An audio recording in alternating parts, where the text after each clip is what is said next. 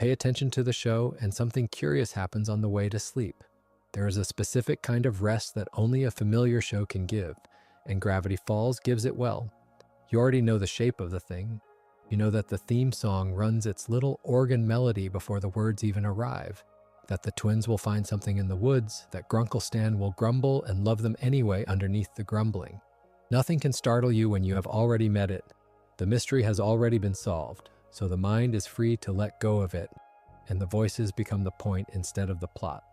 Kristen Schaal saying waddles, the dry gravel of Stan, Dipper cracking on a syllable he cannot yet control. These are sounds you can lie down inside, and in that half-awake state, drifting a little further under with each scene, something odd rises to the surface. You start to notice how strange it is that this was a children's show at all. The town keeps its secrets, and the secrets have teeth. A show that premiered on Disney Channel in the summer of 2012, rated for children 7 and older, keeps reaching toward things that feel far older and far darker than that rating would suggest. Tonight is a slow walk through those reaches. Every moment the series pressed against the edge of what a kid's show is allowed to hold. Every image and idea and joke that seems to have slipped past the people whose job it was to catch such things. Think about what that means, that so much made it through, and let that thought carry you down. Welcome to Pine Hat. There's nothing here you need to do and nowhere you need to be. Settle in, let your eyes close, and let the town keep talking while you drift off to the strange corners of a show that went further than anyone expected it to. Consider, before anything else, what a rating actually promises. When Gravity Falls arrived on the Disney Channel in June of 2012, first as a sneak preview on the 15th and then as an official premiere near the end of the month, it carried a small label in the corner of the guide listing. TV Y7, suitable, in the language of American television standards, for children 7 years and older. That is the frame Disney chose to hang it inside. And for the better part of 2 seasons, a show wearing that gentle label would go on to stage disappearances, resurrections, body horror, cosmic dread, and a slow, patient study of family betrayal, all of it padding softly past the guardrails that were supposed to hold it in place. The reputation the series carries now, years after its ending, grew out of exactly that tension. A children's rating stretched over something that did not entirely behave like children's television. To understand how that happened, it helps to begin with how it was sold in the first place. Alex Hirsch, the creator, has described pitching the series to Disney executives as, in effect, a weird Twin Peaks meets The Simpsons. Sit with that pairing for a moment. Twin Peaks was a show about a small town where the ordinary surface concealed something rotten and supernatural underneath, a show built on unease. The Simpsons was, and remains, a family comedy with a satirical streak and a cast of exaggerated townsfolk. To fuse them is to propose a place that is funny and warm on top and genuinely wrong beneath, and to promise executives that both halves would be there at once. Hirsch has also described the recipe in a fuller form elsewhere, saying Gravity Falls was something like The Simpsons plus Twin Peaks plus making fun of his sister. The joke about his sister is real, and it points at the personal, autobiographical warmth of the twins at the center of the series. But the Twin Peaks half of that equation was not decoration, it was a statement of intent. What is striking is how honestly Hirsch has described his own process when writing inside that intent. In an interview with Collider, he was asked about the question that hangs over any creator working under a children's network, the question of what is too violent or too scary to show. His answer was that this concern is something he completely does not let enter his creative process. Picture what that removal does in practice. Most people writing for a young audience carry an internal editor, a small voice that flinches before a moment lands too hard, and they trim in advance.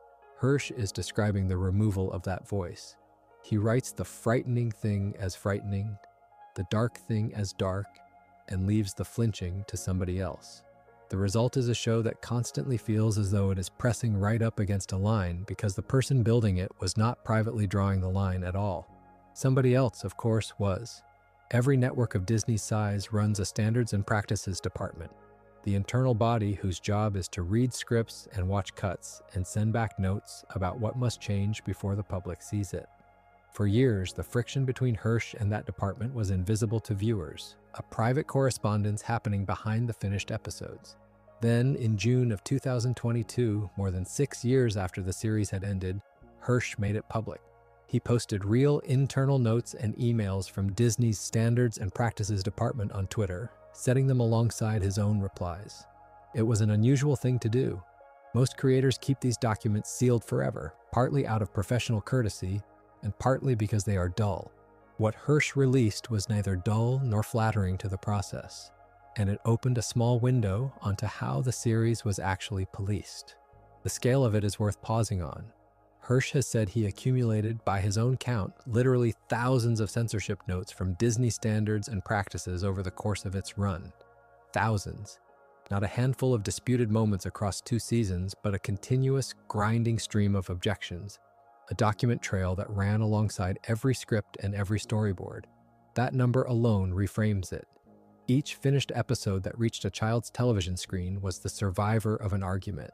The version that made it through after some unknown quantity of back and forth. The gentle TVY7 label, seen in that light, is less a description of the series than a record of a negotiation that mostly went Hirsch's way. And here is where the released notes become genuinely revealing, because the specific objections are not always about the horror at all. Some of them are about words. Standards and Practices flagged the word chub, printed on a character's chub pup t-shirt, on the grounds that it carried a sexual connotation. Read that again slowly. A department empowered to guard children from harm looked at the syllable chub on a cartoon shirt and found in it something adult and suggestive. The concern says less about the show than about the mind doing the reviewing, which had to first imagine the very thing it was protecting against in order to object to it. The pattern repeats. When a character was to dress as a teddy bear, the department objected, warning that the costume may call to mind people who dress as stuffed animals for what is known as a furry fetish. Again, the machinery of protection works by association, reaching past the innocent image of a child in a bear costume toward an adult subculture that no 7-year-old watching would have any reason to know exists. The note protects children from a reference only an adult could supply. There is a strange comedy in it, and Hirsch clearly saw that comedy, which is part of why he chose to publish these particular exchanges rather than let them stay buried. The third example is perhaps the most telling, because it is one Hirsch actively fought and won. Standards and Practices tried to cut a moment in which Sheriff Blubbs puts his arm around Deputy Durland, describing the gesture as flirtatious rather than comical. Hirsch pushed back. The characters, he argued, in effect, were simply buddies, 2 men fond of one another in the ordinary way that friends are, and the arm around a shoulder meant nothing more than that. The scene was ultimately approved. What that small victory shows is that the negotiation was live and winnable, that the notes were not commands but opening positions, and that a creator willing to argue could keep a moment the department wanted gone. It also shows the department reading intimacy into affection, treating warmth between 2 men as something that needed a justification before it could stay. Hold these 3 examples together because they define the terrain the rest of this video will cross. A shirt, a costume, an arm around a shoulder. This is where Disney's guardians spent their attention, on the connotations of words and the associations of images, on the faint possibility that something innocent might be read as something else. And that is the quiet paradox at the center of the whole story. While the department policed the syllable chub and the outline of a teddy bear, the actual engine of the series, the horror and the violence and the genuine cruelty that Hirsch has said he never once filtered out of his own writing, kept moving. The escalation this video will trace, episode by episode and image by image, is the story of everything that got through, not because no one was watching, but because the watchers were watching for the wrong things. Counting connotations while the real darkness walked past them wearing a rating meant for a 7-year-old. There is a particular kind of unease that arrives when a comedy stops being only a comedy, and Gravity Falls found it earlier than most viewers were prepared for. The 3rd episode of the 1st season, Headhunters, aired on the 30th of June in 2012, written by Alex Hirsch and Ori Wallington, and directed by John Aoshima. On paper, it is a mystery, and it moves like one. Underneath, it is a small, patient study in horror, dressed up in the bright colors of a children's cartoon, and daring you to notice how strange that combination feels. The episode begins with a discovery rather than a threat, which is the older and quieter way to start a frightening story. So's opens a hidden room inside the Mystery Shack, and behind that door is Stan's forgotten collection of wax figures, gathering dust in the dark. Among them is a wax Abraham Lincoln that has melted, slumped, and ruined, and the image does a great deal of work before a single plot point has landed. The melted president is funny, and it is also faintly grotesque, a body that has lost its shape. Think about what a wax figure actually is. It is a human form built to be looked at.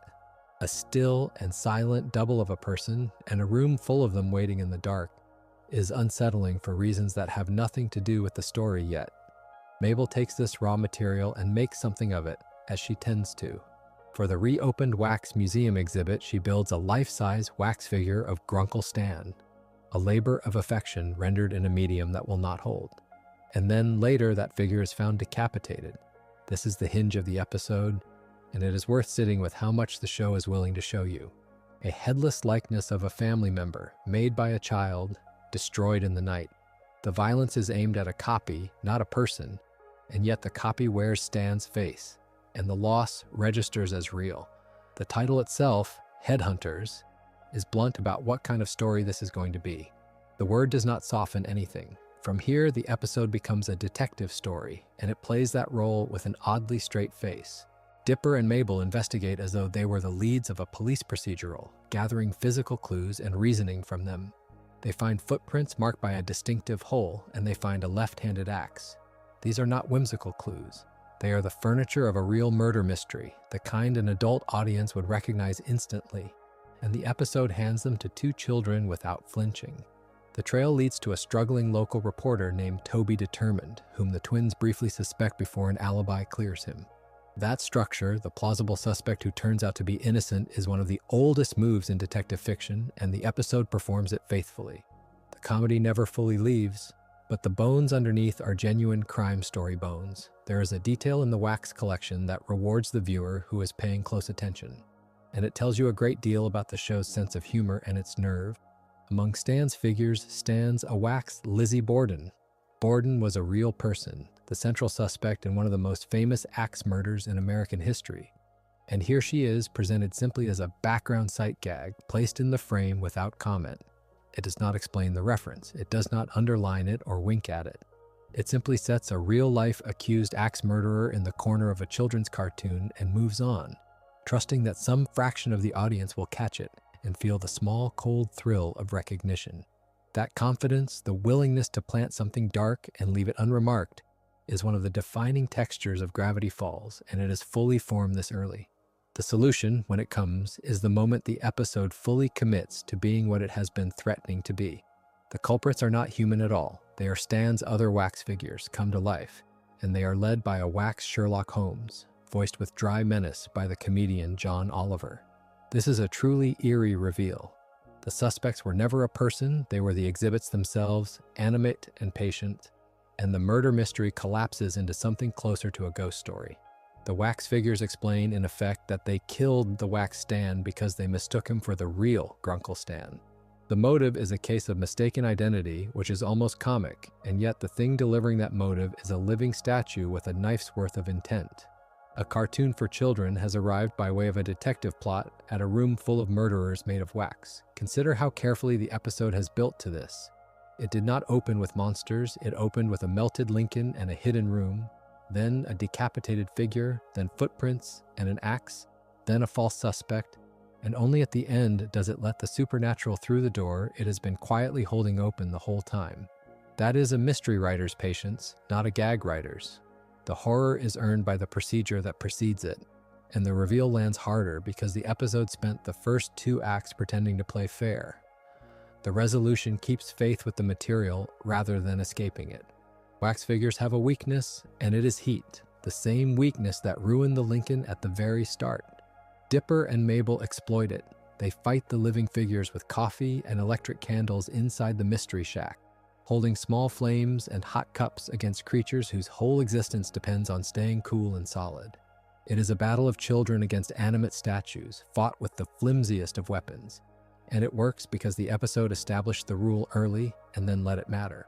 The wax Sherlock Holmes meets his end at sunrise, melting as the light comes up. And there is something almost mythic in that. A creature of the night undone by the return of the sun is one of the oldest shapes a horror story can take. And the episode borrows it without irony. The villain does not simply lose, he dissolves. What Headhunters announces 3 episodes in is that this show will not stay in the lane a viewer might have assigned it. It is a comedy that can build a competent murder mystery, populate it with real historical axe murderers as throwaway jokes, and end it with a melting corpse on the roof. It does all of this calmly without begging you to be scared, which is precisely why it works. If Headhunters imports the shape of the detective story, the 10th episode of the first season imports something else entirely, and it does so through a different door. Fight Fighters aired on the 14th of September in 2012, written by Alex Hirsch and Zach Paez, and directed by John Aoshima, the same director who handled the wax figures a few months before. Where the earlier episode reached back toward classic mystery, this one reaches into the arcade cabinet, into the pixelated logic of a fighting game, and pulls its violence into the physical world. The premise turns on an ordinary and very human conflict before anything strange happens. Robbie Valentino challenges Dipper to a fight over Wendy, and Dipper, faced with a real confrontation he does not want and cannot win, retreats. He hides in the arcade downtown, the place Seuss treats like a second home, which is the natural refuge of a kid who would rather live inside a screen than face what is waiting outside it. And there, among the cabinets, he finds a cheat code. The code summons the game's champion character, Rumble McSkirmish, to life, so that a creature built out of a fighting game can step off the screen and serve as Dipper's bodyguard. Hold that image next to the wax figures for a moment, because the 2 episodes are doing a version of the same trick. In Headhunters, a still human form, the wax figure becomes animate and dangerous. In Fight Fighters, a digital form, the arcade fighter becomes animate and physical. Both episodes take a representation of a person, something meant only to be looked at or played, and let it cross the line into the real. A statue that moves, a video game character that breathes. The show is fascinated by the moment a copy stops being a copy and starts acting on the world, and it keeps finding new materials to stage that moment in. Wax one time, pixels the next. There is something quietly true about the way Fight Fighters sets this up too. Dipper does not summon a champion because he is powerful. He summons one because he is afraid, because he backed away from a real fight and went looking for a way to win it without standing in it himself. Borrowing strength from a fantasy to avoid a fear you cannot face is a recognizable and slightly embarrassing thing to do, and the episode grounds its cartoon premise in it. The arcade is not just a setting, it is where a frightened kid goes to pretend he is someone who does not get scared. Taken together, these 2 episodes mark the first real tonal shock of the series, arriving before the larger mysteries of the series had fully declared themselves, and before most viewers had learned to expect this from a program aimed at children. One episode stages a murder mystery with a melting body and a historical axe murderer hiding in the background. The other lets a violent game step out of its cabinet and into a boy's ordinary jealousy. Neither of them plays the horror for shock alone. They build it, they earn it, and they trust you to feel the strangeness on your own, which is a kind of respect that the calm surface of the show almost hides. There's a version of this episode that people misremember, and the misremembering is instructive. The store is besieged, the teenagers are picked off one by one, the threat is old and patient and hungry for revenge. That structure is the structure of a zombie siege, and yet there is not a single zombie in it. What haunts the dusk to dawn are ghosts, and the distinction matters because a ghost siege is a stranger and crueler thing than a zombie one. A zombie wants your body. A ghost wants you to understand why you're being punished. Consider how the episode gets its characters into the trap in the first place. Dipper lies about his age. He tells Wendy and her friends that he and Mabel are 13. Technically teenagers rather than the 12 they actually are, and he does it so that he will be invited along. This is a small lie, the kind that seems harmless, the kind that reads as ordinary pre-adolescent social climbing. But the episode is quietly building a machine, and the fuel of that machine is exactly this. The teenagers are marked. Dipper has lied his way into a category that is, without his knowing it, a death sentence in that particular building. The building itself is a former convenience store, the Dusk to Dawn, once run by an elderly couple called Ma and Pa Duskerton, and the story of how they died is where the comedy skin begins to slip. They died of simultaneous heart attacks. The thing that horrified them into those heart attacks was rap music, played by teenagers outside their store. Say that plainly and it is absurd, a punchline. the sort of detail the episode throws out lightly and moves past. But hold on it for a moment. Two people, elderly, frightened to death at the same instant by the young. The pettiness of the trigger does not soften the outcome. It sharpens it. The Duskertons did not die of anything dignified. They died of contempt for a generation, and they came back carrying that contempt with them. The haunting activates through a ritual, though the episode does not dress it up as one. Under peer pressure, Dipper lies down in the chalk outline on the floor, the outline marking where the Duskertons' bodies were found. Think about what that gesture is. He places his living body into the negative space of a corpse, into the exact shape death left behind, and he does it because the older kids dare him to. The show frames it as a game of nerve. Structurally, it is a summoning. He offers himself to the outline, and the outline answers. What answers is not gentle. The ghosts take control of Mabel's body. They speak and act through her, using a possessed Mabel as their mouthpiece to communicate with the trapped teenagers and to torment them. And here the horror does something genuinely unsettling that a lesser show would have flinched from. The instrument of the haunting is not a stranger, it is Dipper's twin sister. The person he is closest to in the world becomes the voice of the thing that wants to destroy his new friends. Her face, her body, borrowed and worn by two dead people with a grudge.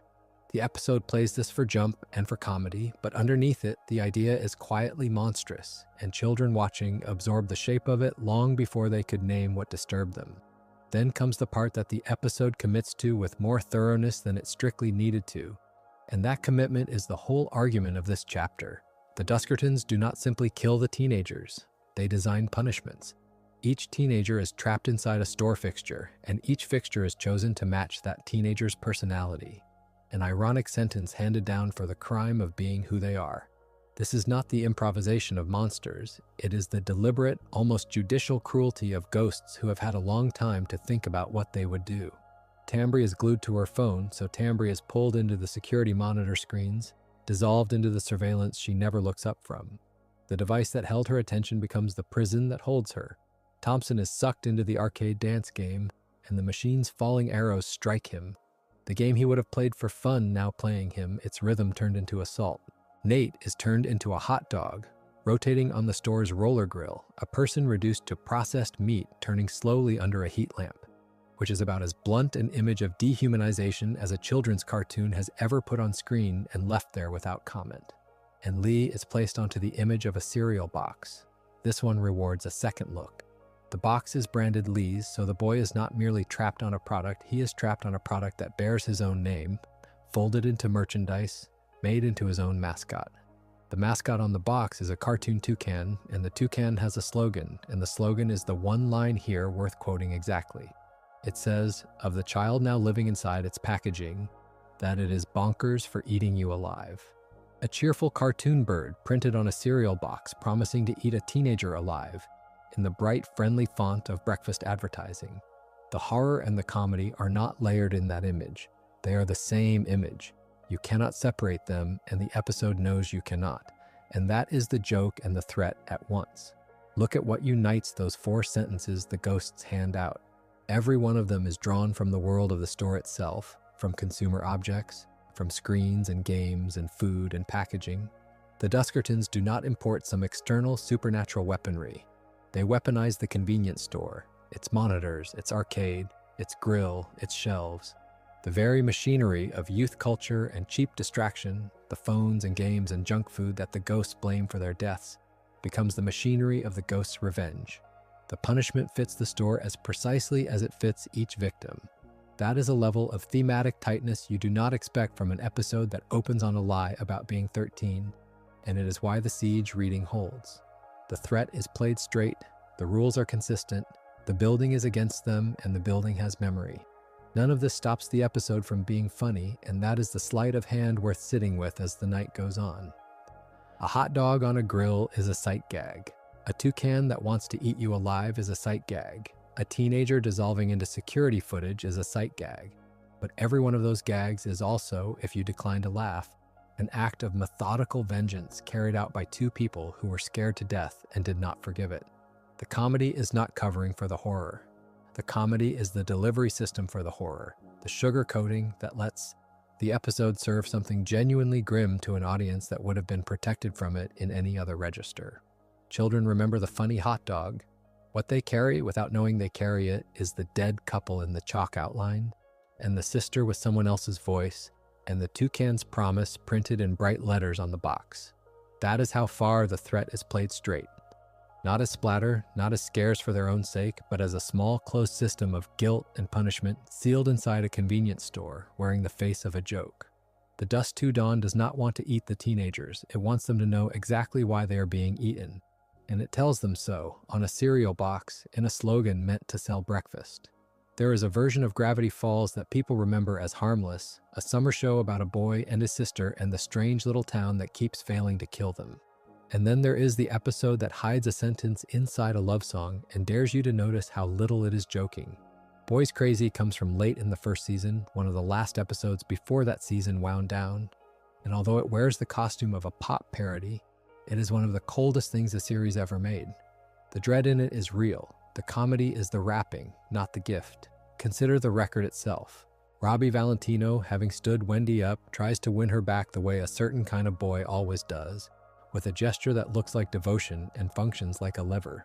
He gives her a song, he gives her a record, and the record convinces her to meet him at Lookout Point, and for a while the show lets that read as ordinary teenage reconciliation. The sulking boyfriend who finally says the right thing. That is the trick. The gesture is designed to look like an apology. What it actually is takes a suspicious mind and a moment of technical curiosity to uncover. Dipper is the one who does not trust it. He plays the record backwards, and underneath the ordinary forward-facing song, buried where no casual listener would ever find it, is a message. The message says, "You are now under my control, your mind is mine." Let that sentence land because the series does not soften it into a metaphor and then wink at you. It is stated plainly. The gift Robbie gave the girl he claimed to love was an instruction to stop being herself. Consider it as an image of manipulation, because the writers clearly did. There is a whole grammar of romantic gesture that the record parodies and in parodying exposes. The song that is meant to move you, the apology engineered for effect, the devotion that arrives precisely when the other person is pulling away. Strip the supernatural gloss off the backwards message and you are left with something recognizable. The suitor who does not want to be chosen freely but wants the choice removed, who would rather own a mind than earn a heart. The record is horror dressed as pop because the manipulation itself is horror dressed as affection. It only becomes visible when you play it backwards, which is to say, when you stop hearing what it wants you to hear and start hearing what it is doing. And here is where the episode does something quieter and, to my mind, sharper than the mind control premise alone. When Robbie is confronted, he admits that he did not actually write the song. It was not his own material. The words he offered as the most personal thing he had, the proof of his feeling, were borrowed. He did not make them.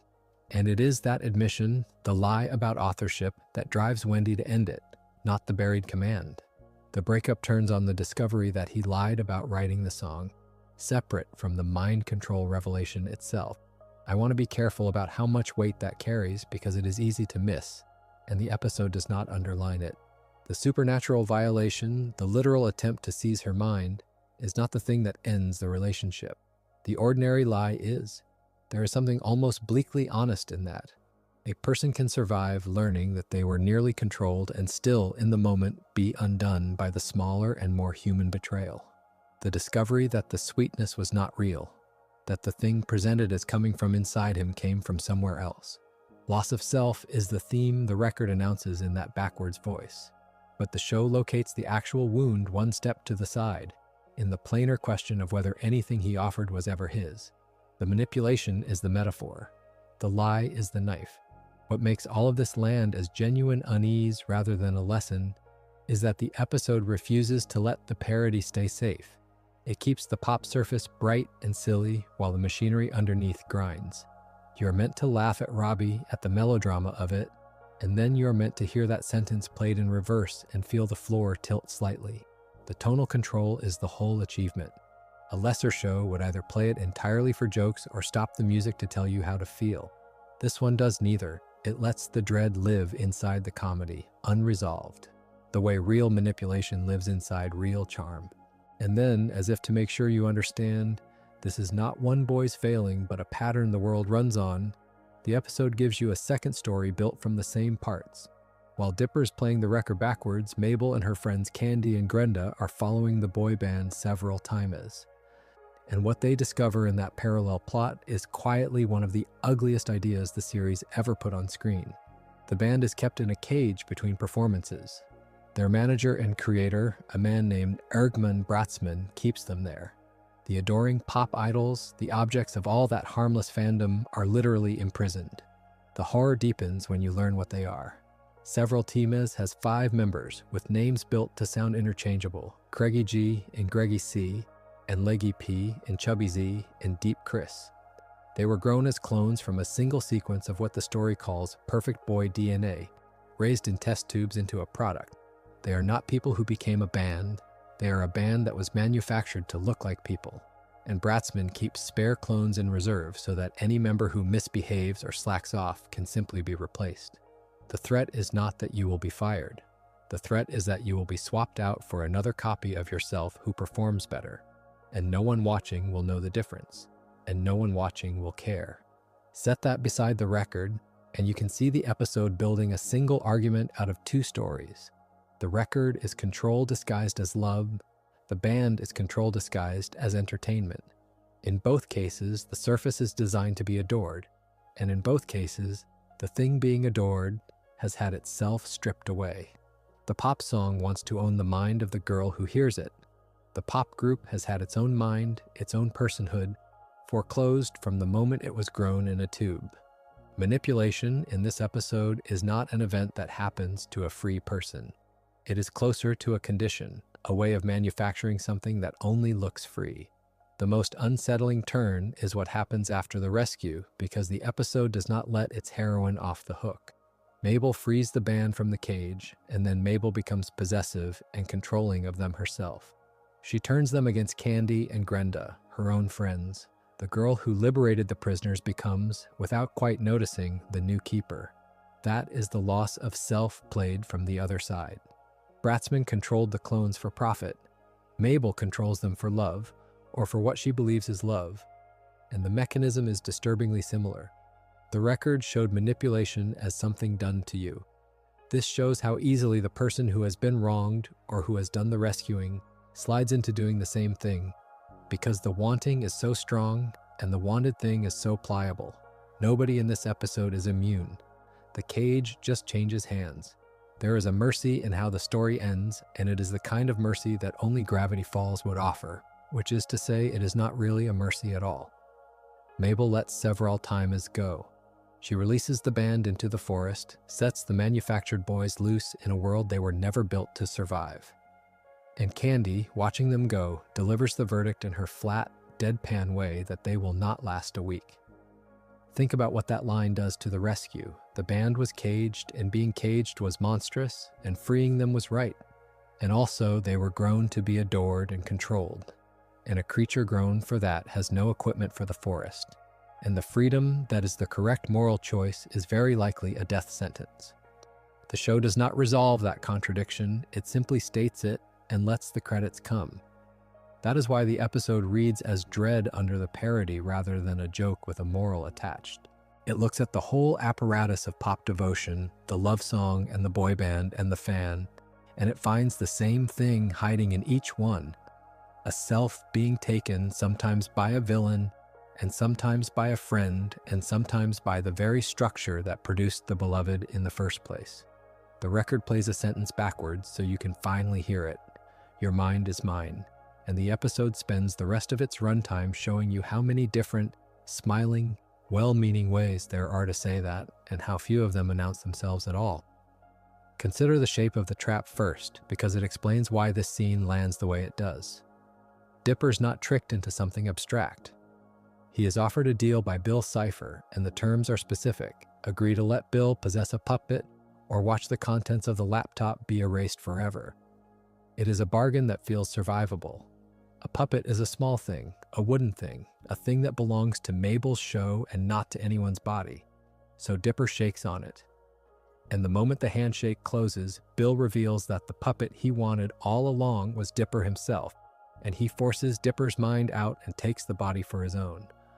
The horror is not that a monster appeared. The horror is that Dipper opened the door and signed his name to it. What the episode does next is the part that separates it from almost anything else aimed at children. Bill, now wearing Dipper's body, does not use it to scheme in the shadows. He uses it to hurt it. He slaps himself. He falls backward down a staircase.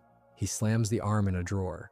He stabs the arm with forks, and he does all of this with delight. Understand what that looks like from the inside. This is a child's body, and the thing driving it feels no ownership of the pain, because the pain is not happening to anything Bill cares about. The body is a rented instrument, and he is curious how much it can take. A show restrained by kid show reflexes would have looked away. This one leans in and lets you feel the wrongness of a face you have followed for 2 seasons grinning while it wounds itself. There is a specific quality to Bipper's cruelty that rewards a closer look. Most possession stories keep the possessed body dignified, because the audience is meant to root for its rescue. Here, the body is degraded on purpose. The comedy of Bill hurting himself and the horror of Bill hurting Dipper are the same action, and the episode refuses to let you separate them. You laugh, and then you understand what you laughed at, and the 2 responses do not cancel, they stack. That is a harder emotional register than fear alone, and it is why the episode stays with people who watched it young. Now hold the other side of the split. Dipper, ejected, is not dead and not gone. He exists as a spirit in the mindscape, and he is powerless there, unable to touch or move anything in the physical world. The only lever available to him is a small and almost humiliating one. He can possess one of Mabel's sock puppets, and through that scrap of felt, he tries to warn her. Set the 2 images beside each other, and the symmetry does the work. Bill has stolen a whole living body and treats it as garbage. Dipper has been reduced to a hand inside a sock and treats it as his last hope. The thing that matters is not the size of the vessel. It is who is trying to reach the people they love and who is not. Bill's intentions are not left to guesswork, and this is where the episode turns truly cold. He leaves a written note. In it, he lays out the plan plainly. Destroy Journal 3, then take Dipper's body up the water tower and throw it off, which would trap Dipper in the mindscape forever. A note is a small object, but read what it implies. Bill is confident enough to write his crime down in advance because he does not expect Dipper to be in any position to answer it. The physical horror of losing control reaches its clearest point there. Losing the body is not the worst of it. The worst is that the body will be used to end you, and the thief has already scheduled it. For the final struggle, Bill dresses the possessed body in a reverend's costume borrowed from Mabel's puppet show. The detail is easy to pass over, and I would rather not. A reverend is a figure of authority and of ceremony, someone who presides. Putting that costume on the stolen body turns the climax into a kind of grim performance. The villain robbing himself for an occasion he intends to be a funeral. The show does not spell any of that out. It simply lets the image sit inside a scene already thick with dread, and the borrowed solemnity makes the whole thing stranger and worse. Step outside the episode here, because the people who made it left a clear record of what they were reaching for. Alex Hirsch, the series creator, is said to consider this episode close to his personal ideal of how the series could work. By some accounts, he described it as about as close as it ever came to balancing terror, silliness, and fantasy all at once. That's a useful thing to know, because it tells you the tonal collision you feel watching Bipper is not an accident or a lapse. It is the target. The forks and the staircase and the felt puppet were all supposed to live in the same half hour, and the discomfort of holding them together is the intended experience, not a side effect of it. The production history offers one more mark of how far this episode pushed. By some accounts, Disney executives were uneasy about the use of Ave Maria during the episode, worried that some viewers would find it offensive. The song stayed in the final cut. I mention it not for gossip, but because it shows the pressure such an episode carries. A story this willing to make a child's stolen body the site of real terror will draw questions from the people signing off on it. And the fact that a specific piece of music survived, that pressure tells you the makers were prepared to defend their choices scene by scene. So the chapter of Dipper's possession is not, in the end, a horror set piece that the series tolerates on its way back to comfort. It is the show at what its own creator considers full strength, the moment where the fear is allowed to be genuine, and the loss of control is allowed to look like what it would actually feel like. A deal you thought was small, a door you opened yourself, a body that is suddenly not yours, wearing a costume you did not choose, walking toward a tower with a note already written. Consider the smallness of how it begins. Mabel wakes her brother in the attic of the Mystery Shack wearing googly eyes stuck to her chin, playing a character she calls Mr. Upside Downington. And the whole thing is meant to land as comedy, as the kind of bit a sister does to a sleeping brother. Dipper, half awake, tells her she has not done the Mr. Upside Downington googly eyes routine since 3rd grade. It is a throwaway line, but listen to what it measures underneath. A gag that belonged to a much younger child has surfaced again, 1 week before something ends, and the person performing it is doing it as a kind of clinging. Mabel reminds Dipper that their 13th birthday, the 31st of August, is exactly 1 week away, and that the same day is the last day of summer. She has bound the two things together in her mind. Growing up and going home have become a single event, and she is trying to hold it off with a joke from when she was 8. I want to be honest about the premise this chapter was handed because the honesty matters more than the promise. The frame I was given imagines Dipper and Mabel facing down a danger-rama, a game show of survival run by Gideon Gleeful, with the ghosts of past contestants who did not walk away. It is a vivid idea. It is also not what happens. There is no Gideon in this episode. There is no game show, no danger-rama, no contest at all. What actually sits under the town is stranger and older than any stage spectacle, and the danger the children walk into is not one that a villain designed for an audience. It is a machine that has been waiting underground for longer than the human story of the valley, so set the game show aside. The real trap is more patient, and it does not care whether anyone is watching. Ford is the one who tells Dipper what the valley is. He explains in effect that Gravity Falls was formed millions of years ago when an alien spacecraft crash-landed in this place, and that the ship never left. It is still here, buried underground, resting beneath the town, and everyone in it.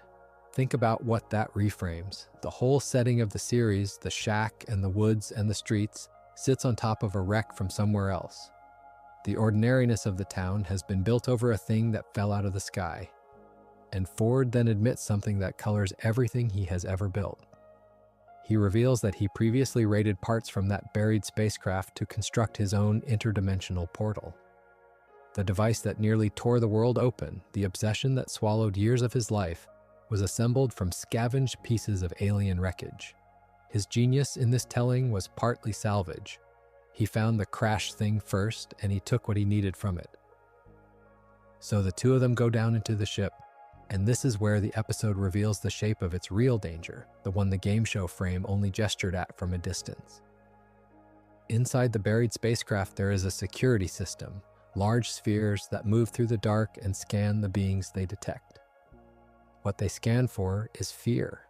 They read the adrenaline levels of anything living, and they respond to that reading alone. If a body is calm, the spheres pass over it, indifferent, as though it were not there. If a body shows fear, they attack. Sit with the cold intelligence of that. The trap does not test whether you are strong or clever or armed. It tests whether you are afraid. It punishes exactly the response that danger is supposed to produce in a living creature. The more your instincts scream at you to run, the more certainly the thing will find you. This is the danger Rama the frame was reaching for, only it has no host and no cheering crowd, and it is far more unnerving for that absence. A game show at least acknowledges you as a contestant. It wants your fear because your fear is entertainment. The spheres want nothing, they are not cruel, and they are not kind. They are a filter, sorting the calm from the frightened with no more feeling than a gate. And if you imagine the beings who might have gone before, whoever or whatever tried to reach this ship across the millions of years it lay here, you do not need a leaderboard of dead contestants to feel the weight. The machine has been running its single test the entire time. Anyone who came down here afraid would have been caught by it. The show, if we can still call it that, let something coldly monstrous slide by under a coat of science fiction, the same way it usually hides its darkest ideas in something that reads, at a glance, as adventure. Dipper is the one who passes the test. In the encounter with the spheres, he stays calm, holds his fear down while the scanners move over him. And because he stays calm, he is able to help save Ford from the trap. Notice how this rhymes with the smallness at the start of the episode. The boy who could not quite laugh at his sister's googly eyes bit, who is closer to 13 than to 3rd grade, keeps his composure inside an alien machine that would have killed him for flinching. He is growing into exactly the sort of person Ford has been waiting to find, and Ford sees it. That is what makes the next thing so heavy. Ford offers Dipper a future. He asks the boy to become his full-time apprentice, to stay in Gravity Falls after the summer ends rather than go home. Understand what is being offered and what is being asked to be given up. On one side, there is a life of purpose beside the great uncle he idolizes, the buried ship and its secrets, the sense of being chosen for the work he was apparently born to do. On the other side, there is the ordinary return, the going home, and the sister who has spent the morning trying to keep summer from ending with a joke about upside-down faces. The two children have been a single unit for the length of the series, 2 halves of one summer. Ford, without any malice, has just proposed to split them down the middle. He has offered Dipper the one thing that would keep him here, and it is the one thing that would leave Mabel behind. Mabel hears enough of it. She runs from the shack in tears, and here the episode plants a detail that is easy to miss and enormous in its consequences. As she runs, she grabs the wrong backpack. Her own bag is full of party flyers and supplies, the ordinary contents of a girl who plans celebrations, who wants the last week of summer to be a party. But the bag she actually takes is Dipper's, and Dipper's bag contains the reality-warping globe, the dimensional rift. She is carrying, without knowing it, the most dangerous object in the entire story, a small held thing that can tear the boundary of the world. A crying child grabs the nearest strap and runs into the woods, and the object she does not know she is holding is exactly the object that certain forces have wanted all along, and in the woods, someone is waiting for it. A figure approaches her who appears to be Blendon Blandon, the time traveler, and he makes her an offer shaped precisely to the wound she is carrying. He proposes to seal Gravity Falls inside a time bubble, so that summer never has to end, in exchange for the rift she is holding. Look at how cleanly the temptation fits her grief. She spent the morning trying to stop time with a googly-eyed joke. She has bound her birthday to the death of summer and cannot bear either. And now a stranger in the trees offers her, in effect, the thing she has been aching for since she woke her brother up. Not just a delay, a permanent bubble in which the last day never arrives, in which nobody has to grow up, in which Dipper never has to choose between Ford's future and the trip home. All she has to give in return is the object in the bag, which she does not even realize is the wrong bag, whose true nature she does not understand. So the two dangers of this episode turn out to be the same danger wearing different faces. Underground, Dipper survives a machine that hunts fear and passes so well that he is offered a life that would end his childhood on his own terms. Above ground, Mabel, undone by the fear of exactly that ending, is offered a way to freeze childhood in place forever, and is asked to pay with a power she is holding by accident. One twin keeps calm and is rewarded with a future that pulls the family apart. The other twin cannot stay calm, and her fear leads her straight to the figure who wants the rift. The episode never needed a game show or a host or a body count to be about survival and its cost. It only needed a birthday 1 week away, a wrong backpack, and a machine older than the town, patient enough to wait for someone frightened enough to be caught. When the portal roars back to life and the figure inside it finally steps out 30 years after vanishing into it, the reunion does not go the way a story usually stages a reunion. Stan reaches for his brother. He wraps him in a hug, the kind of gesture that decades of guilt and silence and secret machinery have all been building toward. And Ford's first response, his very first act back in this world, is to punch him. There is no swelling music, no slow recognition, no tears. There is a fist. Consider how rare that is in a show aimed at children, a homecoming that opens with violence rather than relief, and consider how honestly it reads. The man has been gone for 3 decades. Whatever he expected to feel on the other side, gratitude was not it. What follows is stranger and colder than the punch. Ford refuses to thank Stan for freeing him. He does not soften once he understands what his brother has done. Instead, he turns the risk back onto Stan, blaming him for the very danger that trapped him in the portal to begin with. Think about the emotional logic of that. Stan has spent 30 years of his life trying to bring his brother home. And the brother's response is not only to withhold thanks, but to reassign the blame for the entire catastrophe. This is not a misunderstanding that a warm conversation will dissolve. It is an old wound reopened at the exact moment it was supposed to heal, and the episode lets it stay open. The details of the reunion keep tilting away from comfort. When Stan explains who knows about the portal, he tells Ford that only the kids are aware of it. And then he adds, almost as an afterthought, that maybe the entire United States government knows as well. It is a small line, and it lands like a stone. Ford is surprised and angered by it, and you can understand why, because a man who spent his life guarding a secret has just learned that the secret may have leaked to the largest institution on the continent. But there is something sad underneath the anger too. The two of them cannot even manage a full minute of reunion before the practical wreckage of the past reasserts itself. And then comes the moment that pulls Dipper and Mabel into the fracture. All season, they have believed one thing about the man who raised them in that shack. They have called him Grunkle Stan, they have chased the mystery of the author, and they have never once suspected that the two might be tangled together. It is Ford who breaks it, without meaning to, simply by calling his brother Stanley. The children hear the name and ask why, and in their asking, Ford realizes what Stan has been doing all these years. He has been living under his brother's identity. The revelation does not arrive through a speech or a confession. It arrives through a single name, spoken by the wrong person, and the whole architecture of the lie comes down around it. To understand why any of this cuts as deep as it does, the episode turns backward, and the story it tells is a story of two boys. Stanley and Stanford Pines are twins, born in a place called Glass Shard Beach in New Jersey in the 1950s. Their father is a stoic man, hard to read and harder to please. Their mother is remembered, by most accounts, as a pathological liar who worked as a phone psychic in a household that also kept a pawn shop, a woman who seemed to make her living from invented futures. Picture the household that produces a home where performance and truth are already blurred, where one parent withholds warmth and the other sells fiction over a telephone line. The twins grow inside that. As boys, they find something that becomes the shape of their whole childhood. In a sea cave along the shore, they discover a buried, broken ship, and out of that wreck, they build a shared dream. They will restore it, they will fix the ruined thing, and sail it around the world together. The two of them against the horizon.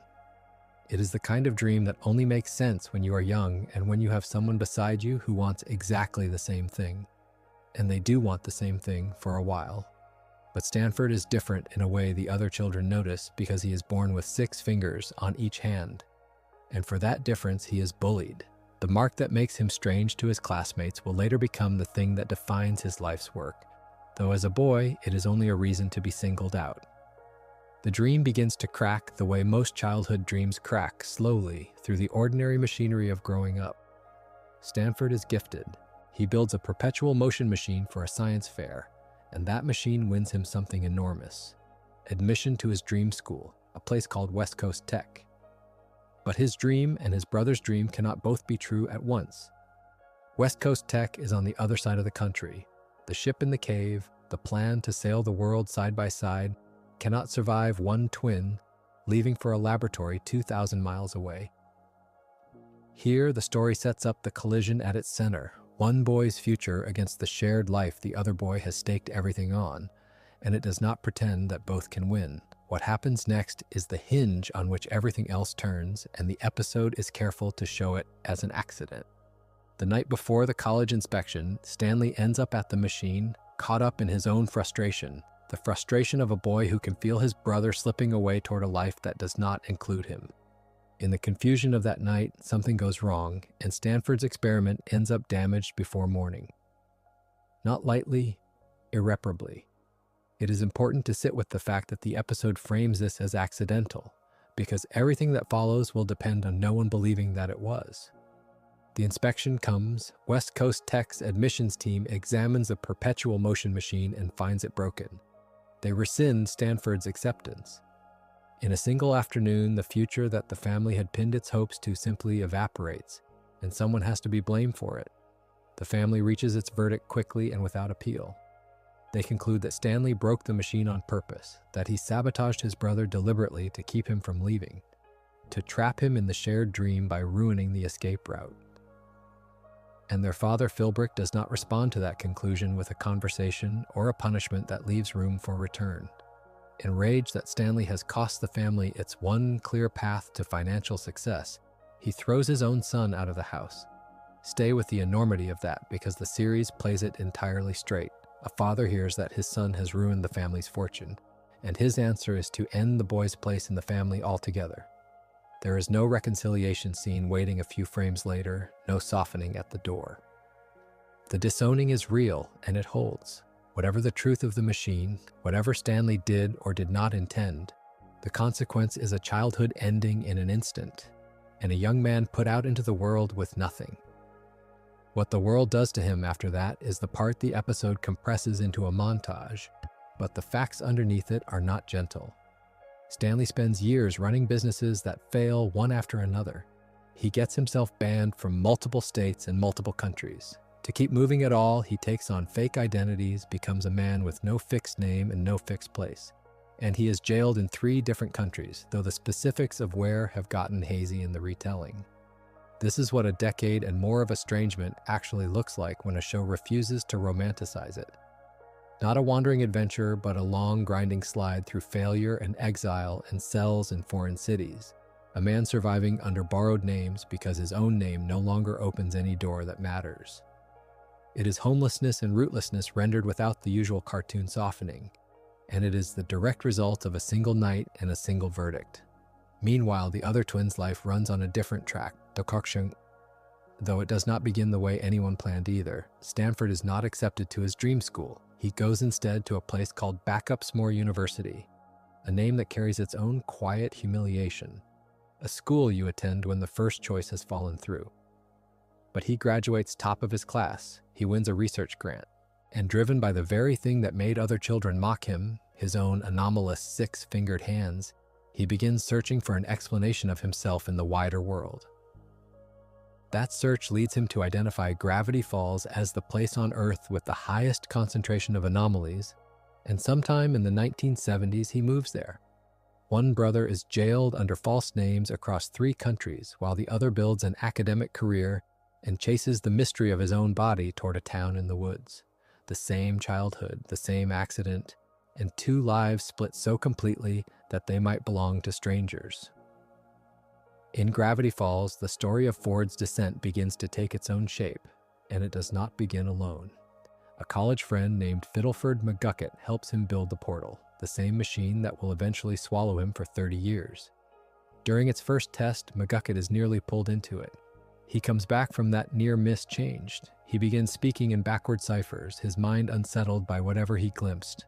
And out of that unsettlement comes a warning that the episode delivers almost as prophecy. When gravity falls and the earth becomes the sky, he says, "Fear the beast with just one eye." He urges Ford to destroy the portal, and when Ford refuses, McGucket quits the project and walks away from it, leaving his friend alone with the machine and the warning unheeded. Notice the pattern the episode draws across these 2 lives. Both brothers are, in the end, defined by the people who leave them and the people they refuse to listen to. Stanley is thrown out by a father who will not hear that the sabotage was an accident. Ford is warned by a friend he will not heed, and so loses that friend, and eventually himself. The childhood dream of the 2 of them sailing a restored ship around the world is gone so completely that when the portal finally opens and one twin steps back into the other's arms, the only thing waiting is a fist and a refusal to say thank you, and a name spoken aloud that unravels everything. The reunion at the machine is not the beginning of the story. It is the place where 30 years of the story finally arrive, carrying all of it at once. Some horror dresses itself in ordinary clothes, and the 27th episode of Gravity Falls wears that disguise better than almost anything else the series attempted. It is called Society of the Blind Eye, the 7th episode of Season 2, and it arrived on Disney XD on the 27th of October 2014, in the week before Halloween, which feels correct in retrospect. The frights it offers are not monsters, they are quieter than that and worse. Consider where the secret is kept. Inside the Gravity Falls Museum of History, there is an eye exhibit, and inside that exhibit, there is a fireplace, and behind the fireplace, there is a door. Think about the layering of that image for a moment. A town that displays its own history in glass cases has built, behind one of those displays, a machine for deleting history. The public face of memory sits directly in front of the private machinery of forgetting. You could walk past it on a school field trip and never know that the thing you were being taught to preserve was, a few feet away, being systematically destroyed. When the children find their way through that door and down into the hideout, they do not arrive to a quiet, empty room. They arrive mid-procedure. Hooded figures are gathered around a woman named Lazy Susan, and they are in the act of erasing her memory of having seen gnomes. This is the detail that changes the temperature of the episode. The society is not a historical curiosity, not a threat that used to exist. It is working right now on a person the audience already knows in real time as the kids watch. The violation is happening, and for a moment, nobody stops it.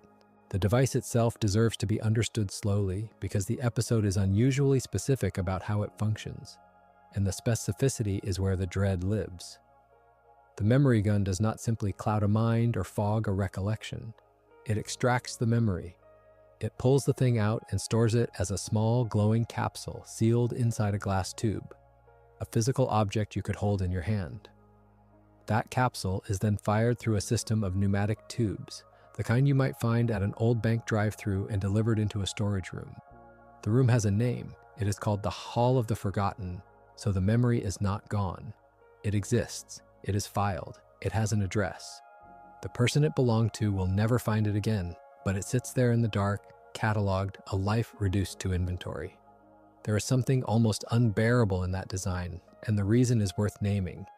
When we imagine forgetting, we usually imagine erasure, a blank space where something used to be.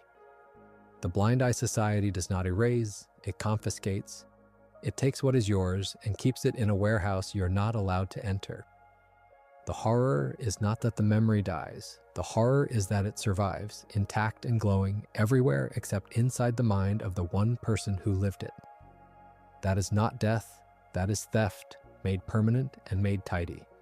And the purpose behind the theft is the part that should trouble a thoughtful listener most. The society has been doing this for a long time, wiping the memories of the townspeople every single time one of them witnesses something supernatural. The stated goal, if you can call it that, is to keep the town's strangeness hidden from the town itself. Gravity Falls is a place saturated with the impossible, and rather than let the people who live there understand what surrounds them, a small group decided that the citizens were better off blind. They appointed themselves the keepers of an ignorance they enforced by force. Their leader is known to fans as Blind Ivan, and the name, if it is right, is almost too honest, a cult that took the eye as its symbol and then dedicated itself to making sure nobody could see. I want to be careful here because it would be easy to read this as ordinary villainy, a secret cabal doing cruel things for power. But the episode complicates that reading in a way that lifts it into something sadder and more human, and it does so through one man. His name, the episode reveals, is Fiddleford Hadron McGucket. Up to this point in the series, he has been a background figure, a raving and broken old man, the town's local madness, someone the series invited you to laugh at without ever asking where the madness came from. This episode answers that question, and the answer rearranges everything you thought you understood about him. His recovered memories tell the story. Once, McGucket was not a broken man at all. He was a genius, a scientist of real gift, and he spent a year of his life collaborating with a visiting researcher on a machine that was meant to help mankind. The machine was the interdimensional portal. The researcher, we learned, was Stanford Pines, the figure the series had until then only referred to as the author. So the ruin of Gravity Falls, the town's local lunatic, was once one half of a partnership working on something intended for the good of the world. And then something went wrong. The facts do not tell us precisely what he saw, only that it was enough. Something went wrong and McGucket quit the project. Here is where the episode turns its horror inward and makes it the most tragic thing in the series so far. The memory gun, that beautiful and terrible device with its glass tubes and its glowing capsules, was not built by some outside enemy to be used against the town. McGucket invented it. He built it himself. And he did not build it to control anyone. He built it to erase his own memories, to reach into his own mind and pull out the thing he had witnessed while helping to build the portal, because he could not carry the weight of it and continue to live. The first victim of the memory gun was the man who made it. Sit with the shape of that.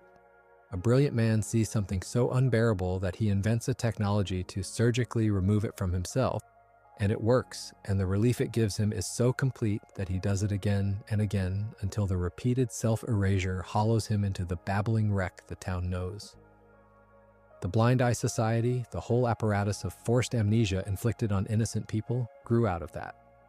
He founded it based on his own device. What began as one man's desperate act of self-anesthesia became an institution that anesthetized everyone. The tool he made to survive his own memories became a machine for stealing everyone else's. There is a lens here that the episode never states outright but clearly understands, and it is the lens of addiction, of a person reaching for the same relief over and over until the reaching is all that remains of them. But Gucket did not lose his mind to an accident or a curse. He dismantled it himself, deliberately, piece by piece, choosing forgetting each time it was offered because remembering was worse. The tragedy is not that his memory was taken from him. The tragedy is that he gave it away, willingly, to escape a truth so heavy that oblivion looked like mercy. And so the eye becomes the perfect emblem because this episode is finally about the terrible things people will do to avoid seeing. The society blinds the town so it will not have to look at what it is. But Gucket blinds himself so he will not have to remember what he built. Behind the fireplace, behind the eye, in the Hall of the Forgotten, the stolen glowing capsules wait in the dark, each one a truth that someone decided they could not bear to hold. There is a moment early in this episode when the manor turns on its own owners, and the episode lets it happen without ceremony. At a practice dinner for the Northwest's annual party, the objects around the mansion begin to float. Then they begin to attack. Pacifica and her parents, the three people at the very top of this town's social ladder, end up doing the one thing wealth is supposed to make unnecessary. They duck under the dining table for cover, crouch together on the floor of their own home, hiding from the house itself. Think about what that image is doing before a single word of explanation arrives. The place that was built to elevate them has become the thing they are cowering from. In the middle of that chaos, a newspaper falls near Preston, Northwest, and on it is a photograph. It shows Dipper Pines fighting a giant bat with a police taser. It is a strange, almost comic image to find in the wreckage of a haunted dinner, and Preston seizes on it immediately. He looks at this boy with the taser and decides, in effect, that he has found the perfect person to solve the Northwest's ghost problem. Notice the framing. The Northwests do not go looking for help. They find a face in a newspaper and reach for it, the way people accustomed to hiring solutions reach for a name. The problem is a nuisance to be handled. The person is a tool that happens to be available, but the tool has opinions. When Pacifica first comes to ask Dipper for his help, he refuses her. He cites her past, the disdain and the cruelty she has shown the Pines family, and he does not soften it. This is worth sitting with because it would have been easy for the episode to have him say yes out of curiosity or heroism. Instead, the refusal is personal, and it is earned. Pacifica has been unkind, and Dipper remembers, and the manor's ghost does not erase that history simply because it is now inconvenient for her. The past does not clear itself the moment a rich person needs a favor. That small stubbornness matters because the whole episode is about a family that assumed the past would stay buried if they simply refused to look at it. What changes his mind is not Pacifica. It is Mabel. She convinces Dipper to help because attending the Northwest party is, for her and her friends Candy and Grenda, described as their dream, and so the ghost hunt becomes a transaction. Dipper agrees to handle the problem only if Pacifica gives him 3 invitations to the party, and she hands them over begrudgingly. Hold on to that word, begrudgingly. Even now, even while asking for rescue, the reflex is to resent the giving. The invitation is treated as something precious being surrendered rather than something owed. Once the invitations are secured, Mabel turns to Grenda and Candy and tells them to find a glue gun, so the 3 of them can make their own party dresses. It is a lovely small counterpoint. On one side, a family that guards access to its party as if it were the last scarce thing in the world. On the other, 3 girls who cannot buy their way in, and simply decide to make what they need with their own hands. And then the episode opens the floor beneath all of it. The ghost-haunting Northwest Manor is not a random specter. It has a name and a lineage. It is Archibald Corduroy, an ancestor of the Corduroy family, the same family line as Wendy, and he was a lumberjack who worked on building the mansion. The show connects the haunted house to a family we already know, a working family, a family of people who cut wood and do hard labor. The ghost is not an outside intruder. He is, in a sense, one of the builders come back to the thing he built. Here is the history the mansion has been sitting on the whole time. The Northwest family founder, Nathaniel Northwest, promised the laborers of Gravity Falls a place at the manor's annual party in exchange for building it. That was the deal. Build this house and you will be welcomed inside it year after year as guests. And many of those workers died during the mansion's construction before that promise was ever kept. The house went up on top of their labor and, in some literal sense, on top of their bodies. This is the detail the episode refuses to let stay pretty. The grandeur that Pacifica's family wears like a birthright was assembled by people who were told they would be honored and who did not live to see whether that was true. The betrayal is even simpler and colder than a broken promise usually is. Once the mansion was finished, Nathaniel Northwest permanently shut the manor's gates to the common townspeople who had built it. That is the whole mechanism of it. The work was extracted, the house was completed, and then the door closed. The people who laid every beam were told, in effect, that their usefulness had ended and their presence was no longer wanted. The promise of a shared party, a night where the town's laborers and the town's founder stood in the same room, was simply revoked the moment it became inconvenient. The gates are the entire moral of the building. A wall is only a wall. A gate is a decision about who is allowed to be a person inside your world. And then comes the flood. During what the town remembers as the Great Flood, sometime in the 1800s, Archibald Corduroy and other workers drowned outside the manor's gates. Read that carefully because the geography of it is the accusation. They drowned outside. The gates that had been shut against them in prosperity stayed shut against them in disaster. They were dying in the water, close enough to see safety, close enough to be seen, and the house did not open. Worse than closed, actually, because as they drowned, Nathaniel Northwest mocked them. He stood inside his finished mansion, built on their labor, and he made sport of their dying. There is a cruelty that is not just indifference, but enjoyment, and the episode names it plainly. This is not a family that failed to help. This is a family that watched and laughed. With his dying breath, Archibald Corduroy curses the Northwests. He tells them, in effect, that he will return, and that his vengeful return will come in 150 years if the wrong is never righted. And so the whole haunting we watched at the practice dinner, the floating objects and the attacks and the family under the table, is not random malice. It is a clock. It is a debt with a due date, set in motion by a man drowning at a gate that would not open for him. The house is not haunted by a monster. It is haunted by a bill. Everything Pacifica's family has enjoyed for a century and a half has been running on borrowed time that the drowning man measured out himself. The episode gives this history one final devastating form, and it gives it to Pacifica specifically. She discovers a hidden room in the mansion, and the room is full of portraits. Not portraits of triumph, the way a wealthy family usually paints itself. These portraits depict generations of Northwest family misdeeds.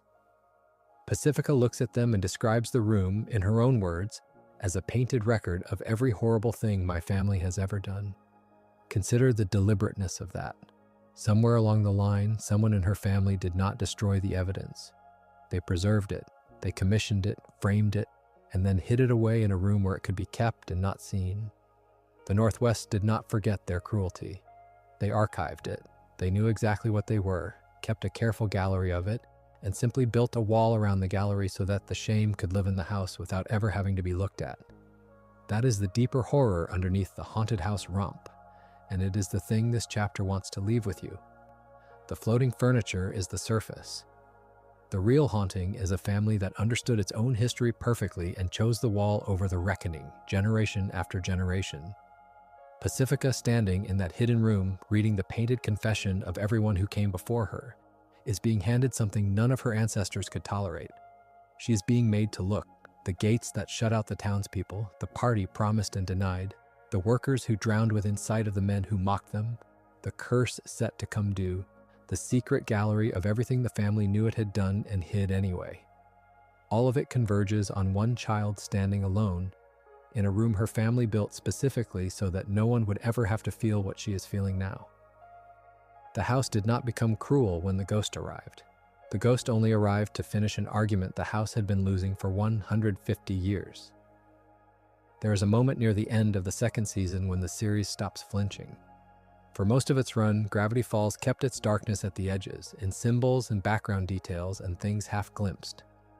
In the finale, it walks the darkness into the center of the frame and lets you look at it. This chapter is about how far it goes before it decides, at the last possible second, to pull back. Consider first what happens to Stanford Pines. Bill Cipher shoots him with an eye laser and turns him into a solid gold statue, a whole man reduced to a decorative object. That alone would be grim. What it does next is worse and, in its way, more honest about the kind of villain Bill is. He takes the gold statue of a living person and uses it as a back scratcher. When asked why, he says, in effect, that he needed a new back scratcher. That is the entire reason. A brilliant mind, a lifetime of study and defiance, and Bill has flattened it into a household tool because his back itched. The cruelty is not dramatic, it is casual, and casual cruelty is a specific kind of horror, because it tells you the victim was never a person to the one who hurt them. Move outward from that single statue to the town. Over the course of Weirdmageddon, Bill's eye-bat minions petrify most of the population of Gravity Falls into stone. Weigh what that means at the scale of a place you have watched grow familiar across 2 seasons. The townspeople, the ones who filled the background of 100 small stories, are turned to stone one after another until the streets are populated by statues of people who were alive that morning.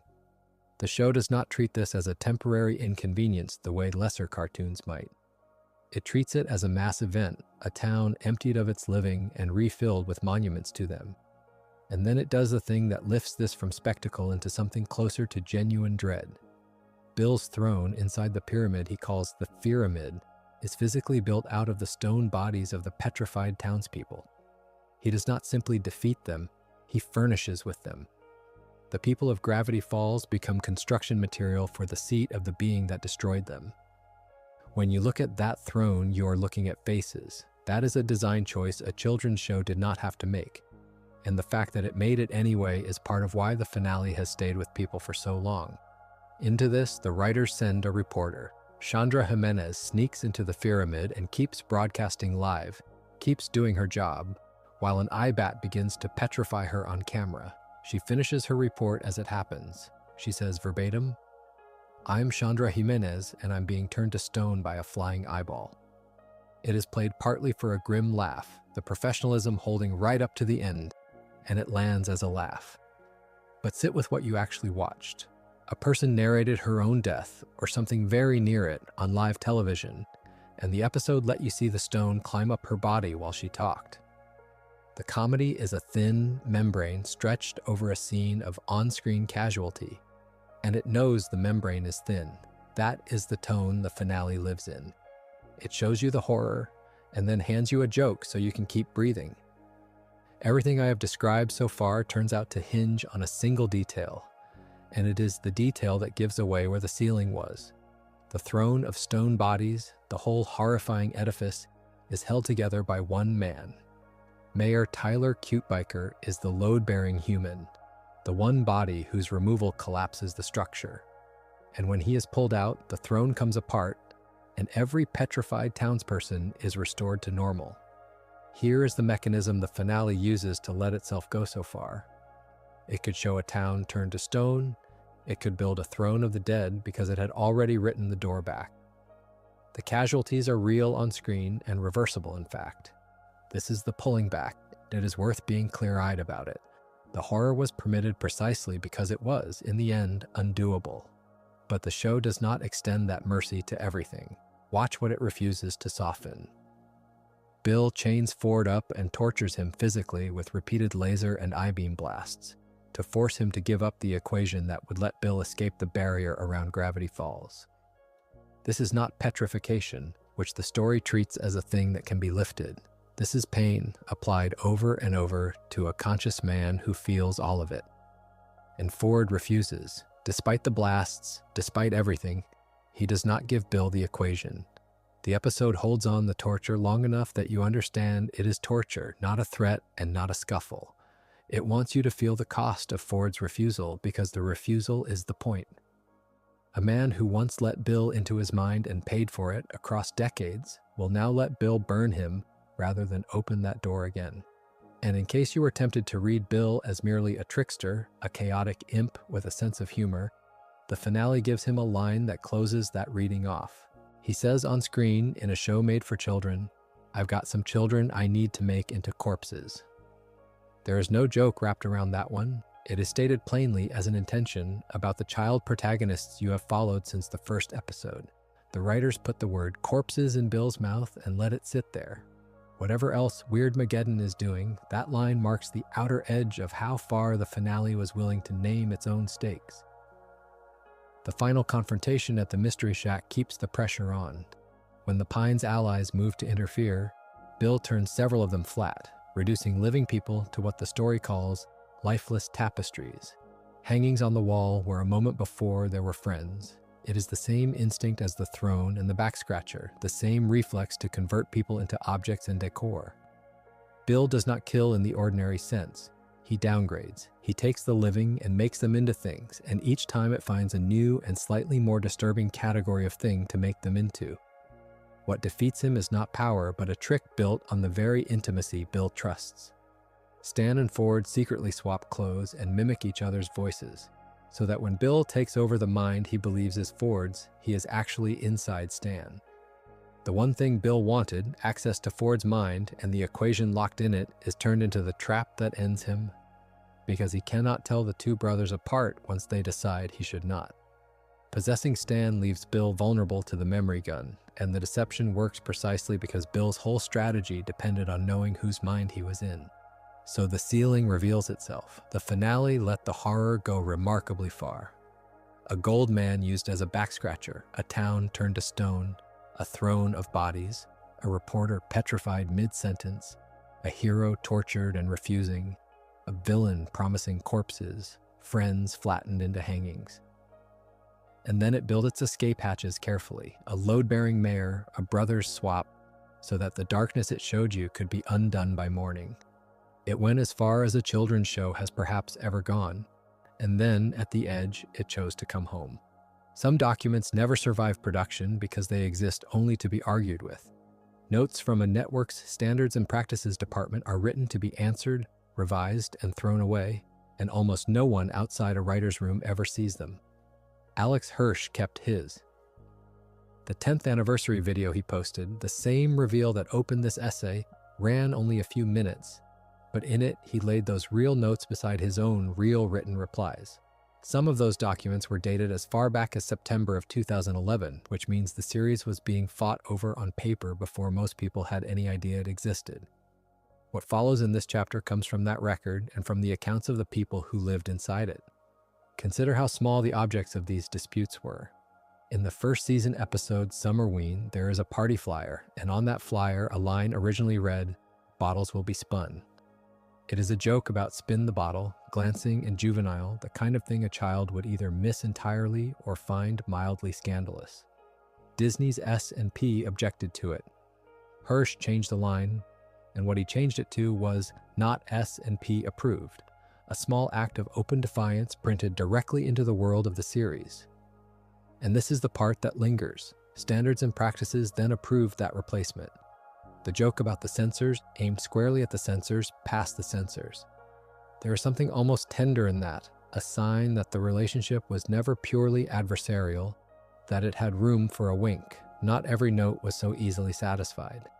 At one point, S&P flagged the phrase "chub pub," which appears on a t-shirt in the series and refers plainly to a fat dog. Their concern was that the word chub carried a sexual connotation. Hirsch argued back that the context made that reading implausible, that no reasonable viewer looking at a fat dog would arrive there. And then, sarcastically, he offered alternatives. Chubby pub, he suggested, tub pup. The alternatives are the tell. They are not serious proposals, but a way of demonstrating how thin the original objection was, how the same supposed problem survived every rewording. Because the problem was never really in the words. The pattern deepens in Boss Mabel. an episode from partway through the first season where Seuss needs a mascot costume. The plan was a giant teddy bear. Standards and practices raised a concern that a teddy bear costume could evoke the furry fetish community, and so the bear was gone. In its place came Questiony the question mark, and the final costume shows Seuss standing there in his underwear inside a crude question mark suit. Think about what that trade actually produced. To avoid a reading almost no child would have, the episode landed on a grown man in his underwear, which is arguably the stranger and more exposed image of the two. The note did not make it safer, it made it weirder, and the weirdness became part of the texture the audience loved. Then there is the long, quiet thread that runs underneath the whole series, and it belongs to two members of the Gravity Falls police. Somewhere in the record, S&P asked Hirsch to revise a scene of Sheriff Blubbs putting his arm around Deputy Durland. The note, in effect, was that their relationship should stay comical rather than flirtatious, that the affection should read as a joke and not as romance. Hirsch pushed back. The scene was approved as written. Hold that moment in mind, because it is the first move in something that takes years to complete. By the second season, the resistance had hardened rather than softened. In The Love God, there is a scene depicting two elderly women kissing, and standards and practices pushed back hard against it. When Hirsch asked in writing why, the answer he got was not an answer. S&P refused to explain in writing at all, and instead insisted on an unrecorded phone call to discuss it. That detail is worth sitting with. A written objection can be quoted, dated, and posted 10 years later on Twitter. A phone call cannot. The insistence on the call is the shape of an institution that knows its own reasoning will not survive being written down, and would rather leave no record than defend one. The same instinct surfaces around a single word. At another point, S&P objected to the word Lucifer appearing in the series, writing that they were concerned they would get complaints about, in their words, such mentions of Lucifer, Satan, and/or devil. Hirsch refused to change it. His reply was 4 words: "The devil isn't real." There is a whole philosophy compressed into that sentence. The objection was never about the word itself, but about anticipated complaint, about a hypothetical parent who might call, and Hirsch's answer simply steps outside that logic entirely and refuses to negotiate with an imaginary offense. And this is the thread that ties the police officers to everything else. In the series finale, the third part of Weirdmageddon, Blubbs and Durland openly declare their love for each other. This time there were no notes at all, no request to keep it comical, no suggestion that the affection be softened into a gag, nothing. Hirsch offered his own explanation for the silence, and it is the closest thing this chapter has to a thesis. The censors, he said, were finally less scared of complaining parents than they were of having to deal with how annoying he was. Read that carefully, because it is both a joke and a genuine account of how the show got made. The victory did not come from Disney changing its values. It came from one writer being willing to answer every note, argue every phrase, offer tub pup and the devil isn't real, and simply outlast an institution that had easier fights elsewhere. What the anniversary video really shows, when you set all of these notes side by side, is that the finished series was never a clean transmission of one artist's vision. It was a negotiated object, shaped as much by what was resisted as by what was invented. The bear became a question mark. A spin-the-bottle joke became a joke about the very department that killed the first one. 2 women kissing survived a phone call that left no trace, and 2 policemen who were told to stay comical ended up saying they loved each other with no one left to object. The seams are still there if you know where the arguments happened. And knowing changes how the whole thing feels, because every soft, strange, gentle choice you took for granted was, at some point, a line someone had to hold. The attention Gravity Falls asked of the people watching it was not the attention most cartoons want. Most shows are content to be finished when the episode ends. This one kept going after the picture cut to black, into the end credits, into the theme song, into the printed pages of a tie-in book, into the audio itself played the wrong way round. The show carried a second layer that ran parallel to the story, a layer built out of ciphers, and it treated the audience less like viewers and more like people who had been handed a locked box and trusted to find the key. The key at first was hidden in the last place you would think to look for language, which is a sound with no words in it. In the opening theme, at the moment Bill Ciphers' wheel flashes onto the screen, a whisper plays underneath the music. For a long time, people heard it as a voice saying something that sounded like a promise or a warning, and the popular reading was that it said, in effect, that it was still here. That reading was wrong, and the way it was wrong tells you almost everything about how the show worked. The whisper was not meant to be heard forward. It was reversed audio, recorded, and then flipped, and when you flip it back, the words resolve into an instruction, 3 letters back. The series was not making a threat. It was teaching a method. Look at what that means as a piece of design. To even receive the message, you had to first suspect that the message existed, then suspect it was hidden in sound, then suspect the sound had been reversed, then do the work of reversing it. Only then did you get your reward, and the reward was not an answer, but homework. 3 letters back is the definition of a Caesar cipher shifted by 3. The oldest trick in the book, a code so simple a child can run it by hand. The show was telling you which lock it had used on the end credits cryptogram for that batch of episodes, and it was telling you in the most deliberately buried way it could manage. The instruction and the puzzle were the same gesture, and the show did not stay still. It moved the lock. For the middle stretch of the first season, roughly the 7th episode through the 13th, the reversed whisper changed its instruction. Now it said to switch A and Z, which is the plain language description of an @bash cipher. The code where the alphabet is folded in half against itself so that the first letter trades places with the last, the second with the second to last, and so on down to the middle.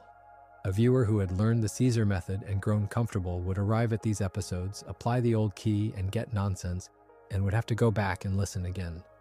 The series was refusing to let its audience settle. It rewarded the habit of decoding, and then it kept changing what the habit had to be. The escalation continued in a way that feels almost like a syllabus. For the next run of episodes, the 14th through the 19th, the end credits cryptogram abandoned letter shuffling altogether and became numeric, using the scheme where A is 1 and B is 2, and the count runs cleanly up to Z as 26. This is a different kind of thinking. You are no longer sliding an alphabet around. You are translating between symbols and numbers, and a string of numbers on the screen looks, to the uninitiated, like nothing at all, like a stray sequence with no reason to be there. Then came the finale, the 20th episode of the season, and it did the thing that a good teacher does at the end of a term. It gave the exam. The finale's cryptogram did not use one method. It layered 3 of them together in a single message.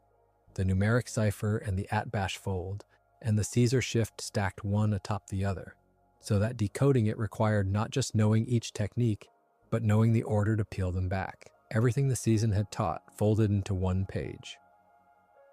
If the first season was a course in classical ciphers, the second season raised the difficulty in a way that changed the character of the whole enterprise. The end credits cryptogram switched to a keyed visionaire cipher. This is a much harder animal. A visionaire is not a single fixed substitution you can crack by staring at letter frequencies. It uses a grid, a square of 26 rows and 26 columns holding every possible shift of the alphabet. And it uses a keyword, and the keyword marches along beneath your message, changing the shift at every letter. Without the key, you are working much harder, and finding the key became its own hunt inside the show. The puzzle had grown up alongside the people solving it.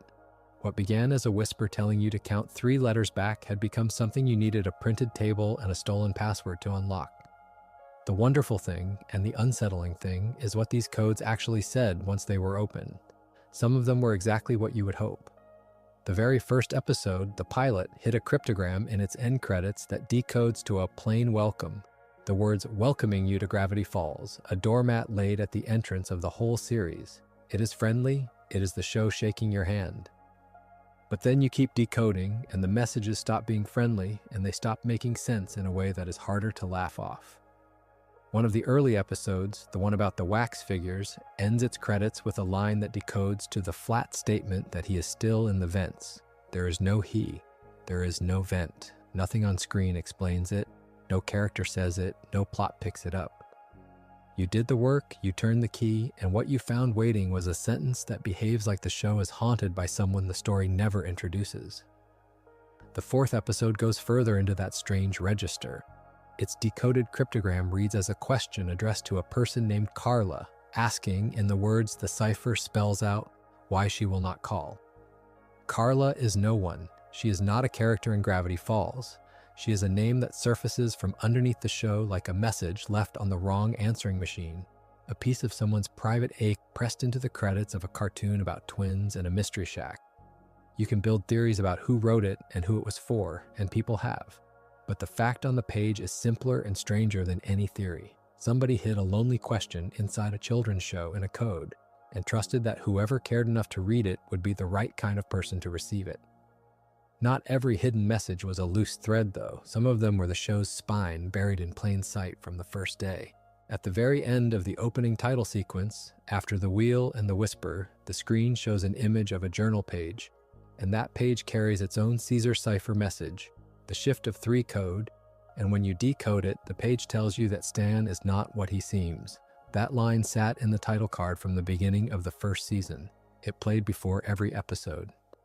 And it was true in a way the audience could not yet understand, because the answer to what Stan really was did not arrive until the finale of the second season, when the show finally revealed the secret about his identity and his twin. A recent look at that reveal treated it as the moment the whole series turned. What the cipher layer shows you is that the turn was promised out loud, in code, in the opening credits, hundreds of days before it paid off. The show had told you the ending and dared you to believe it. Underneath all of this sat 2 structures that gave the cipher layer its mythology. The first is Bill Cipher's own alphabet, a full set of 26 symbols, a private script the show used for its most hidden messages, and carried over into the tie-in book, The Third Journal. Fans needed a name for it, and the name came from the book itself, because one of the messages written in that symbol script, once decoded, announces that the writer calls this Fordizi. So the fans called it Fordizi too, taking the name from the very thing they had unlocked, which is a small and lovely example of how the show's puzzles fed back into the community that solved them. The second structure is the Zodiac Wheel, the ring of 10 symbols that first appears in the journal imagery of the first season, and becomes the center of gravity for the final story arc. Each of its 10 symbols stands for one of the show's main characters, and together they form an ancient ritual, a circle meant to bind Bill and hold him. It is the rare piece of the cipher layer that is not a message at all, but a machine, a shape whose meaning is the people it contains. What holds all of this together is a single idea about trust. Gravity Falls could have hidden nothing, and most of its audience would never have noticed the absence. Instead, it hid a welcome and a haunting and a stranger's unanswered question and its own biggest secret, and it changed the locks every few episodes so that the only way to keep reading was to keep learning. The whisper never asked to be understood. It only asked to be turned around and heard properly 3 letters back. By the time this chapter comes, you already know what the show did. You have watched it walk children through grief, addiction, the slow ruin of a family, the shape of a nightmare wearing a triangle for a face. What you may not have seen is the paperwork behind it. That anniversary post, the one this essay keeps returning to, did something unusual for a creator who had long since moved on. Hirsch put the real internal notes he had received during production out in public. Not paraphrases, not war stories softened by a decade of distance. The actual line item demands in their own bureaucratic language laid out for anyone to read. And what they reveal is a strange, revealing portrait of what a large children's studio in that era was afraid of. Consider the smallness of it. We already saw the word chub printed on a character's t-shirt flagged for a supposed sexual connotation. The word crud was objected to for what the notes called an inappropriate slang definition. These are not scenes of violence or horror. These are single words, printed and spoken, examined for hidden indecency the way a censor in an older century might have held a letter up to a candle. Think about the labor involved in that suspicion. Someone was paid to read the word chub on a shirt and decide it was a threat to children. The suspicion extended to costume. In one note, standards and practices raised a concern about a character appearing in a teddy bear costume, warning that the image might call to mind the people who dress up as stuffed animals as a furry fetish. Read that again slowly, because the logic folds back on itself. A children's cartoon cannot show a child-friendly bear costume, an object as old as children's entertainment because an adult somewhere might associate it with an adult subculture that a child watching would know nothing about. The censorship here does not protect the child. It protects the adult reviewer from a thought the child would never have had. The show is being asked to police the imagination of the person guarding it. Religion drew the same nervous pencil. Standards and practices objected to religious references scattered through the scripts, and the examples are almost gentle. The phrase Holy Christmas was flagged. The word Jeez was objected to as an abbreviation of Jesus, a folk softening of an oath that most listeners would not consciously register as religious at all. Even a mention of Lucifer was noted. What emerges from this is not a coherent moral standard, but a kind of institutional flinch, a reflex to remove anything that might, however faintly, provoke a letter of complaint.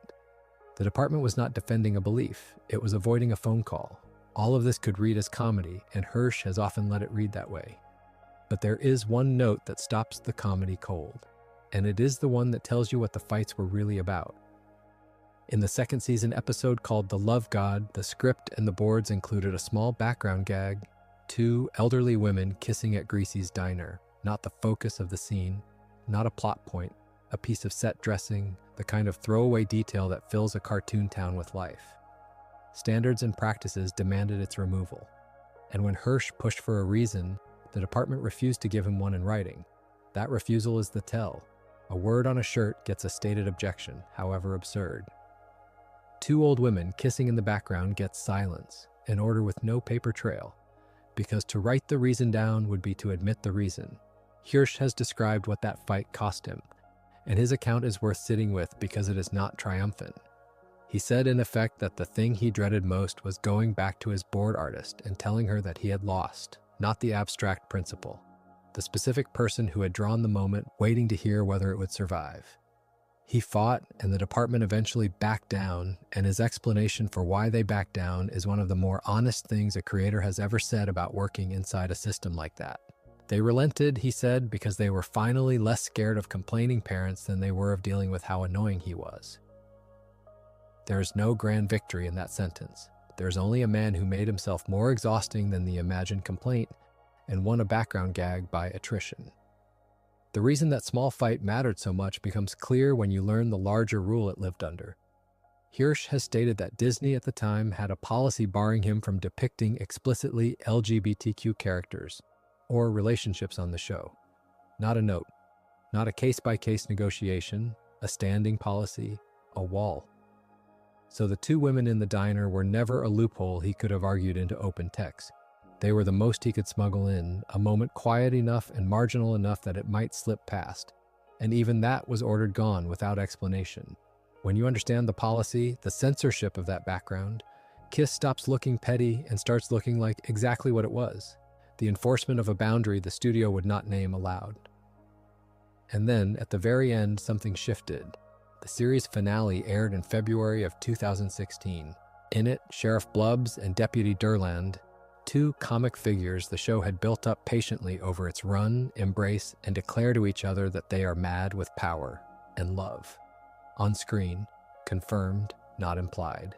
A romantic relationship between 2 men stated in the text of a Disney cartoon.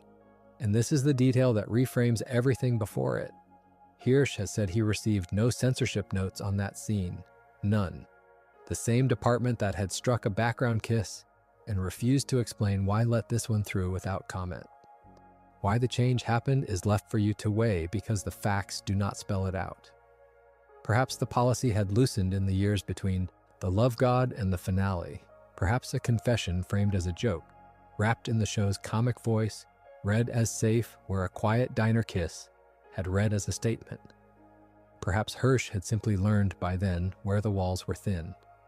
What the record shows is only the shape of the movement, a background gag between 2 women, ordered gone with no reason given in the middle of the run. 2 men in the last hour of the show saying the word love to each other and no note at all. The distance between those 2 moments is the distance the whole enterprise traveled, measured in what a censor was willing to leave alone. Hirsch has not treated that ending as the finish line. He has said he would love to see a new Disney animated show have the guts to show a proper same-sex kiss on air, and he has added a line addressed, in effect, to the studio itself, encouraging Disney to keep growing and to be the first. It is a generous thing to say from a man who fought the same institution word by word for years. He does not frame the finale as a door thrown open. He frames it as a door left ajar, and he asks whoever comes next to push it the rest of the way. That is where the show leaves the question, not settled, not celebrated. A confession in the dark, a wall that moved a few inches, and an invitation to keep moving it, spoken by someone who knows exactly how heavy it is. There is something almost unbearable in how much this show trusted the children watching it. Every moment we have followed tonight, the erasure of a mind for the sake of a laugh, the puppet grinning while a hand reaches into its back, a girl learning that the boy she loved was a wall of static and hunger, a great uncle carrying a guilt he could never fully set down, all of it was placed in front of an audience that was supposed to be too young to hold it. Gravity Falls did not lower itself to meet those children. It reached upward and asked them to climb. It let the funny grandpa be a liar, let the demon be truly frightening, let summer end the way real summers end, with the knowledge that you will never be exactly this person again. Think about what that asks of a young viewer. It asks them to feel the size of a loss while they are still small enough to be told it is only a cartoon. And the show never softened the fall, never reached back to reassure them that none of it truly counted. It let the weight land. So picture the last shot the series gives us. A bus pulling away down a wooded road, two children looking back through the glass at a town that is already growing strange behind them, the trees closing over the place where all of it happened, the light going gold and then gone. If you enjoyed this video essay, make sure to subscribe. Thanks for watching, and I will see you in the next.